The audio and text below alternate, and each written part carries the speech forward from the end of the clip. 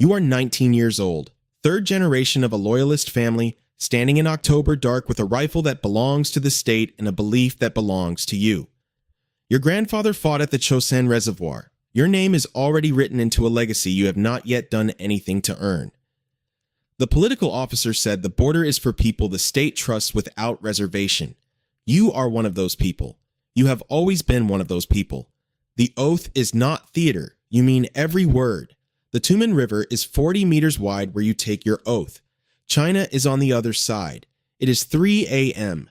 The river is dark and fast at the center, slower at the banks where the cold has started to crust the edges. The cold comes through your coat at the collar and the left boot where the tape has started to separate. Your ration card runs out in 11 days. You have not connected these two facts yet. 3 months in, you understand what the posting actually is. The guard post is a concrete box. The heating coil broke in December and has not been repaired. The window on the north wall doesn't seal. You stuff it with a torn undershirt, and by February, the undershirt freezes solid and you leave it there because it works better that way. Your ration allocation is 60% of the standard military rate. This is not announced. You calculate it yourself after the third week, counting what arrives against what the manual specifies. The numbers don't match. Nobody mentions it. Sergeant Pak has been on this posting for 14 years. He is 38, which means he arrived at 24, which means the majority of his adult life has been spent on this riverbank. His wife and son live in Hamhung. He sees them twice a year when travel permits clear. He has not been promoted beyond sergeant. You ask him once, carefully, why. He looks at you the way older men look at questions that contain their own answers, then asks whether you've checked the Eastern Wire.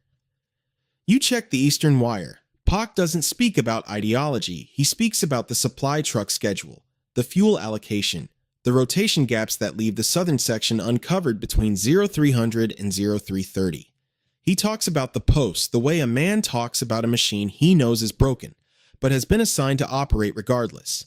His boots are newer than yours. You notice this in the first week. You file it away and say nothing. 4 months in, February. The deep freeze breaks, the ice thins, and the far bank feels closer. You notice this on patrol. You notice most things now. It is what the posting has made you good at. On a Tuesday night, you see 3 people on the north bank. A man, a woman, a child small enough that the man is carrying her against his chest. They are 80 meters from your position, moving low and fast toward the water. Standard protocol. Warning shot, radio, hold position until the response unit arrives. You reach for the radio.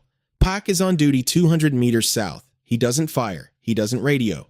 He watches the 3 people enter the water, cross in under 4 minutes, and disappear into the Chinese tree line. Then he continues his patrol as if the river is empty. In the morning, the incident log shows a standard overnight patrol with no contact events. Pak filled it out himself. You tell Choi over the evening meal. Choi has been here 8 months longer than you. He sets his spoon down and tells you to forget what you saw.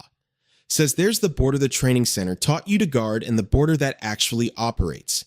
Those are not the same border. You think Choi is compromised. He's not. He's experienced. The following week, a different family attempts a crossing on a different section. That guard fires. 1 person reaches the far bank. The report the next morning uses the word neutralized. You file your own copy as required. Pak reviews it, changes 1 word, signs it. Sergeant Rhee is not from your unit. He arrives from a northern post for what the paperwork calls a coordination review. He has Chinese cigarettes, a brand you don't recognize but know doesn't come from any military supply line. His watch is the kind that requires an explanation his rank doesn't provide. He finds you at the evening meal on his second day and sits across from you without asking. He is unhurried. He talks the way men talk when the conclusion is already decided and the conversation is just the path toward it. He says he has been watching the newer guards on this stretch. Says you are careful, observant, not the kind who creates noise over things that don't concern him. Then he asks, without particular emphasis, if you've noticed how some guards finish their border postings with enough saved to help their families secure a better housing review in Pyongyang. You have noticed. You say nothing. He orders the better food from the mess. He has access to it through some arrangement nobody explains. And he talks about the river the way a logistics supervisor talks about a supply chain. Efficient, practical, no ideology anywhere in it. He says the people who cross are not enemies of the state. They are a current the state cannot stop. Currents can be managed. People who understand how to manage them become useful. He pays for the meal, a small gesture precisely calculated. Then he leaves. Your monthly wage is 3,000 won. A kilogram of rice at the Jangmadang costs 4,500. Your mother's last letter mentioned your sister's fever twice, then moved to other subjects. When your mother moves to other subjects, it means the thing she moved away from is worse than she's willing to say.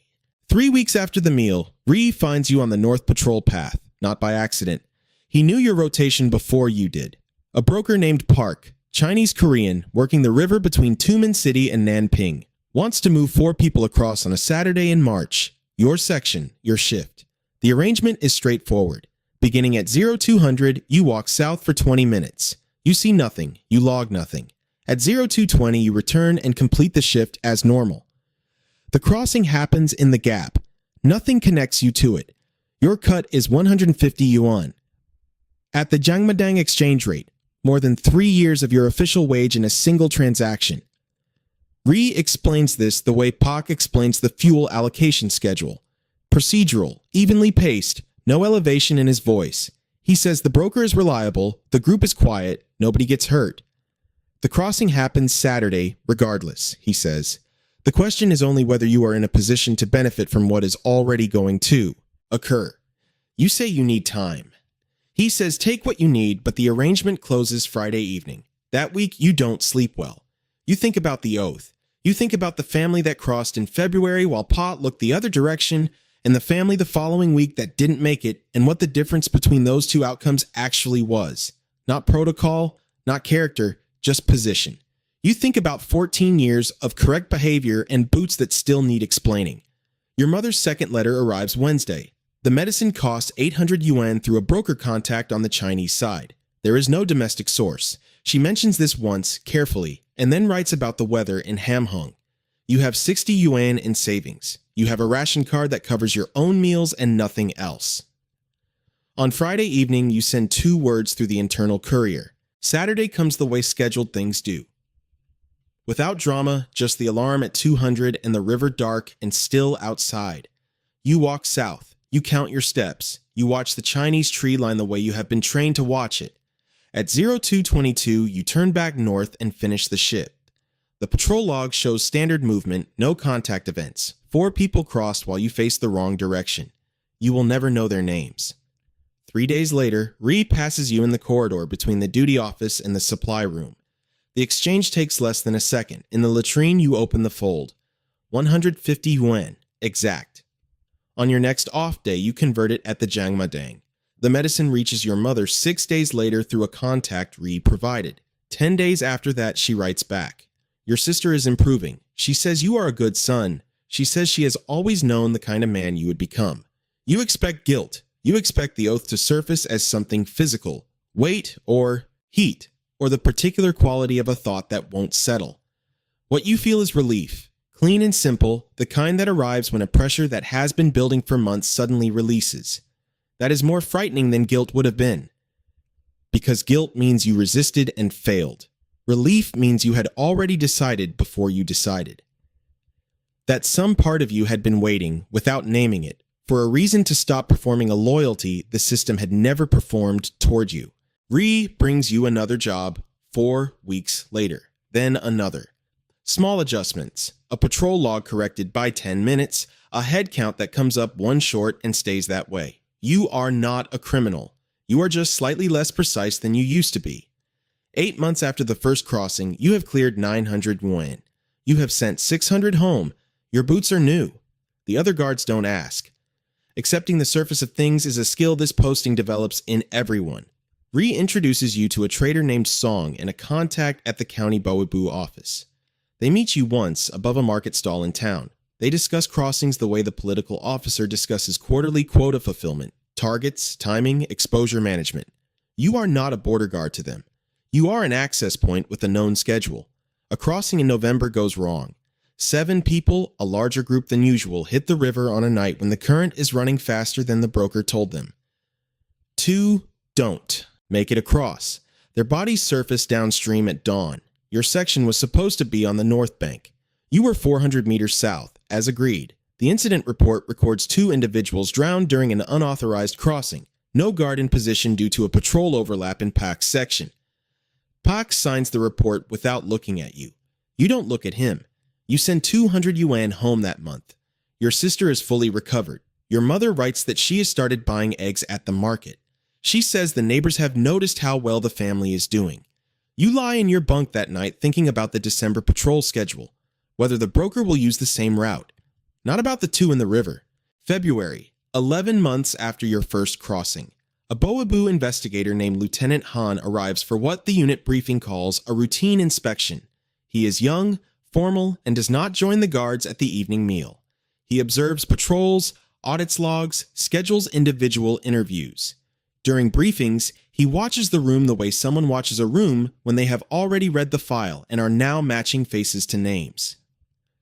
Ri tells you to stay calm, says inspections like this are administrative exercises, that charging an entire border unit creates more institutional problems than it resolves.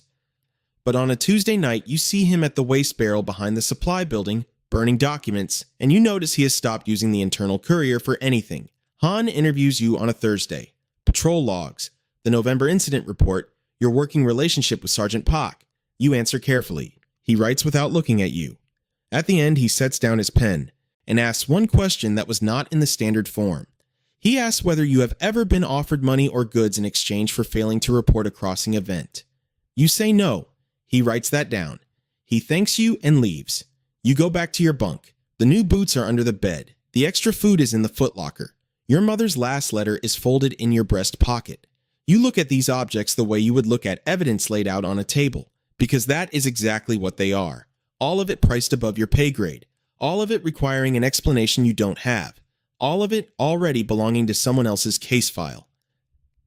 You stand at the same bank where you took the oath. The river is the same width. The cold is the same cold. The 40 meters of water between you and the far bank is the same water it has always been. You are not the same. 3 days after Han's interview, Ri reached you through a smuggled Chinese phone, the kind that pings off towers across the river and bypasses the internal network entirely. Not the courier, not a domestic line, nothing the Boabu can intercept through standard channels. That is how serious it has become. He told you that Han has transaction records sourced from the broker network, which the Boabu turned months before the inspection. People are already calculating what cooperation purchases versus what silence costs. He asked if you would hold.